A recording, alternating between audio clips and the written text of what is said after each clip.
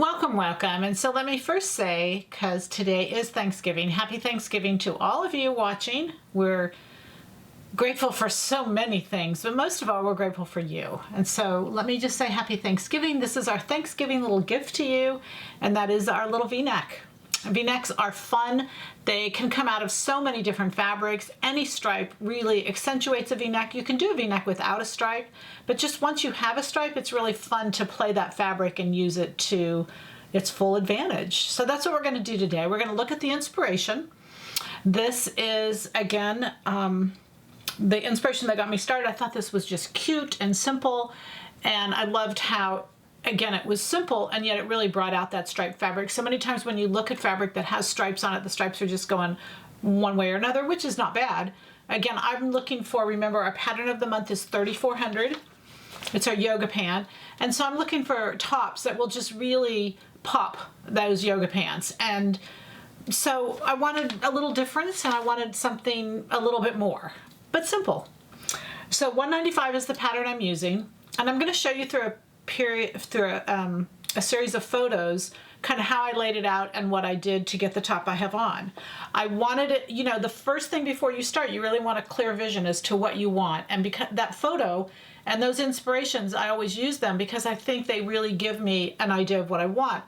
What I do when I look at those photos is I say, okay, I want this, and I notice what I like about it. In the picture I showed you, there was a white, and the white was really probably not in the right place, because it was so low that you had a tendency to look at her stomach as opposed. So I wanted to change that, and if you notice, I put the darker lower and the lighter higher. It's a blue-brown fabric. So just notice the stripes and how you look at those stripes and what you want to do with those stripes. Another thing is, because I knew I wanted it to be a V-neck, as long as you've got a center front seam, you really want to take advantage of that V-neck, because in order to do V-neck, you either have to have a facing or you have to have a center front seam.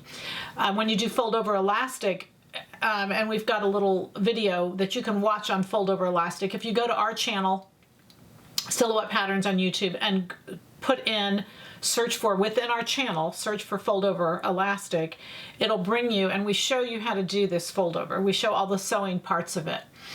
However, once I decided I wanted this, I don't want a stripe that's so close to this neckline that you can see the neckline is not straight. A V-neck is a style, and it appears to be straight.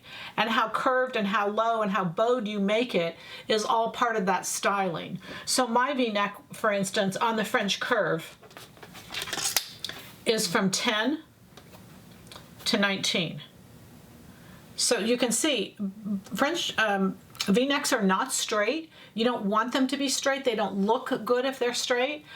But because they're bowed a little bit, you don't want to get a stripe too close to them. Otherwise, they have a tendency to, you know, just not marry the stripe well.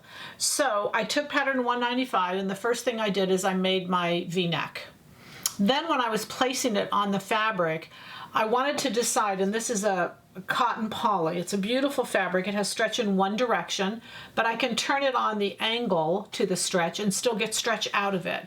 You might go up just a little bit in size just to make sure you have enough circumference. I went up just in between the sizes that I normally use, not a full size, but kind of just a little half size, and it's given me plenty of room. All right, so what you want to notice is whenever you're doing a V, and I've talked about this before, but again, I'm just going to repeat this just to make sure we know. Generally, you want that the stripe going up and out. So it can go, I can't turn on my head, but it can go two ways. It can go up and out, or it can go down. And you'll notice that if it goes down, it gives you a much shorter look than if it's coming up. So you can see from my center, this stripe is going up toward the shoulder. So that very first placement of the first piece, just look at your fabric and lay it down to where you can see clearly that your stripe is going up and out over the shoulder. Then what you'll find is this little ruler is going to be your best friend. And this little ruler has a 1-inch square in it. And you can use the French curve also. The French curve also has a 1-inch square on it. And the 1-inch square, we talked about this last week, but I'm going to show you this next photo. And what you're going to see is that you're going to turn and put the ruler on the stripe, on the stripe of the fabric, whatever stripe it is that you're choosing, wherever it is you're choosing, because those are all your choices. Then you want to make sure that you turn the pattern to where the square inch intersects center front. And I've showed that in the pattern and highlighted the lines of center front and the stripes. The center front and the stripes, those are the 2 points that you want to be at a 45-degree angle in order to get the chevron to be exactly what you want it to be.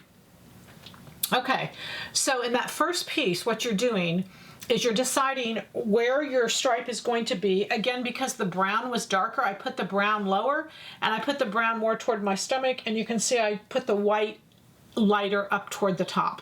But again, not that big of a deal, but just those are the choices I made and why I made them. So then I cut out the first piece, and because I used a sweater set, I put, I had already made the V-neck, and then remember to add a seam allowance at the front. And that's it. The rest I didn't change. I did add length, and I added 4 inches to my length because I love my tops a little bit longer. So that's just what I did. Okay, then I took that, and you can see in the next photo what I did is I literally I used that as my pattern piece because you can see that the stripes are matching. And if you look closely, you can see everywhere around where the fabric, I've just taken the fabric and now I've turned it right sides together, and I'm cutting that next piece. And I think that's just the easiest way to do it. If you're using a pattern of any kind, it's hard to see through. It's hard, you know, how do you know if the stripes are matching? So cut your one piece. You've already made your V-neck. You've already added your seam allowance down the front. Turn it over to get the next piece and then simply cut around it. That's the easiest way to do it. So you can see I'm cutting that second front. And these pictures are just showing you sections of it. So you can see those stripes matching and how they'll match in those photographs. Okay, then it's time to do the back. And when you're doing the center back, again, you're going to choose the bias, but your stripe choice is really coming from the front. So you want to lay the front down, the side panel. It won't match all the way around, so you don't need to get crazy about this. And as long as your center back is the true bias, just do the same thing with a 45-degree angle, the sides will look fine.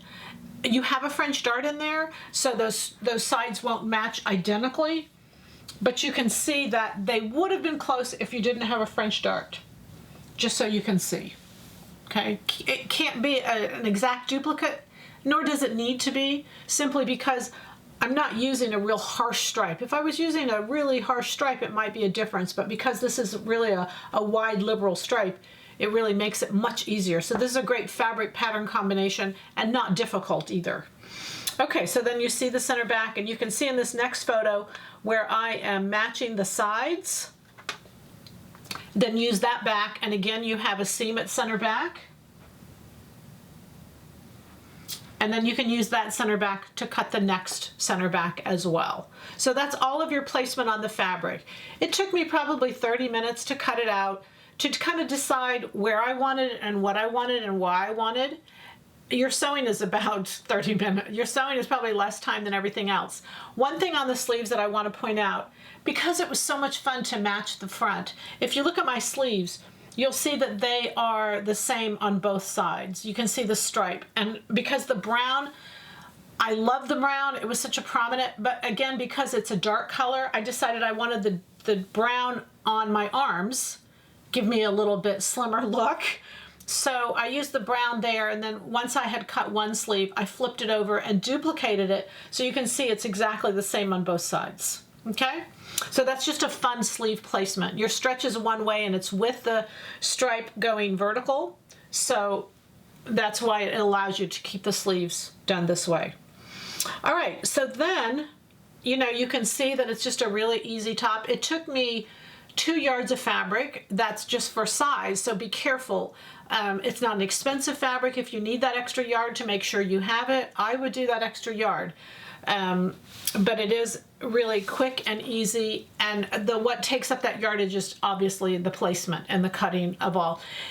You know, there's a lot of tops out there that they have a front done with a chevron, and then they have the back that's not. And so that's an option for you. It does save fabric. It's your top, and you get to do with it whatever you want.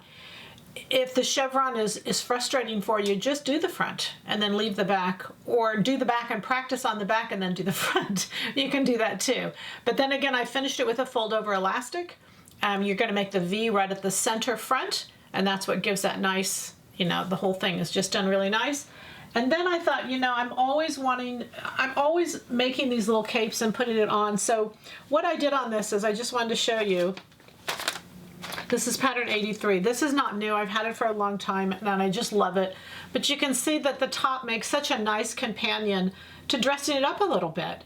And so it can be casual and be my yoga pants, and yet I can add something and add another layer to it and really take it to another layer. So most of all, I want to say thank you all for watching. Thanks for being you. We love you. You know that. We're grateful that you watch. And most of all, happy Thanksgiving, and give those around you a big hug or a long distance hug, whatever works. Stay safe. Thanks for watching.